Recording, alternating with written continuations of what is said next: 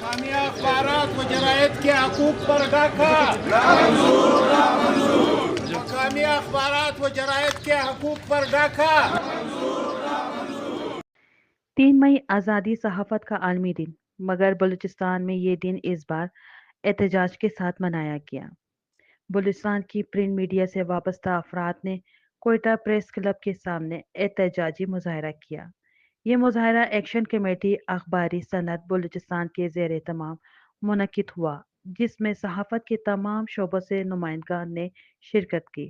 مقررین نے کہا کہ حکومت کی جانب سے پرنٹ میڈیا کو دیے جانے والے اشتہارات BPPRA کے تحت منتقل کرنے کی پالیسی کے کسی طور پر قابل قبول نہیں۔ انہوں نے مطالبہ کیا کہ یہ پالیسی فوری طور پر واپس لی جائے۔ بلوچستان میں پرنٹ میڈیا نے صرف اظہار رائے کا ایک اہم ذریعہ بلکہ ہزاروں خاندانوں کے روزگار کا بھی وسیلہ ہے۔ ان کا کہنا تھا کہ حکومت نے اخبار مارکیٹ کی فلاح کے لیے فنڈز تو مقرر کیے مگر آج تک وہ ریلیز نہیں کیے گئے۔ انجمن اخبار فروشہ آج بھی تمام اخراجات خود برداشت کر رہی ہے۔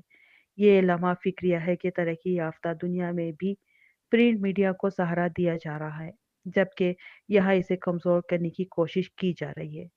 احتجاجی مظاہرے کے اختتام پر متفقہ طور پر فیصلہ کیا گیا کہ جب تک حکومت اپنی پالیسی واپس نہیں لیتی، احتجاج جاری رہے گا۔ روزانہ سپیر 3 بجے سے شام 5 بجے تک کوئٹہ پریس کلب کے سامنے علامتی احتجاجی کیمپ لگایا جائے گا۔ ایکشن کمیٹی وزیر اعلیٰ بلوچستان میر سرفراز بگٹی سے اپیل کی ہے کہ پرنٹ میڈیا کا گلا نہ گھونٹا جائے اور وفاقی طور پر ڈیجیٹل میڈیا کے لیے الگ فنڈ مختص کیا جائے۔ مقامی اخبارات و جرائد کے حقوق پر ڈاکہ